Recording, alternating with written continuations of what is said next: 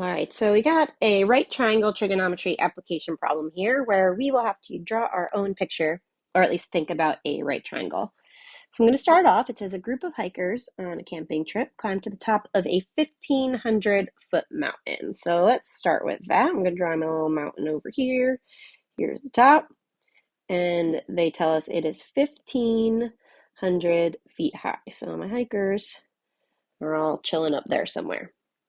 When the hikers look down at an angle of depression of 36 degrees. Now, there's always a horizontal line we can draw in. So the horizon line or the ground. In this case, they're up in the air. So there's my horizontal. We need to remember that angles of depression always come down from the horizontal. So they're going to be looking this angle from the ground. So there's my 36-degree angle of depression. So here's my big triangle I have. Starting off. All right, they see their campsite. So over here would be the campsite in the distance. We want to know the horizontal distance between the campsite and the group.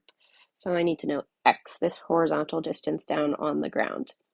Now remember, it might also be useful to use these alternate interior angles. So here's our horizontal. This guy is also a horizontal.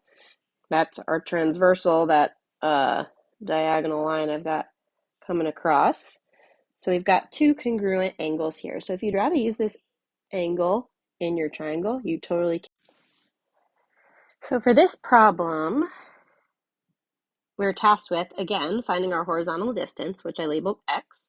And since I have this 36-degree angle down here, and I've got the side opposite from him, looking for the adjacent side to him, I'm going to use my tangent, which we're going to see is one that we use pretty often.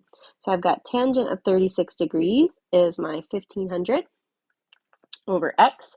Before I put anything in the calculator, I like to get X alone. So I'm going to cross multiply, and I get 1,500 divided by tan 36, and I can throw that in there, 1,500 divided by tangent 36. Again, check that your calculator is in degree mode. If your units are degrees, that's why I always write them on my problems. I got 2,064.5728. So I will round that to 573. I'll double check my units, which look like feet, and we'll be all set. So you would insert that if we're on edge elastic and be good to go.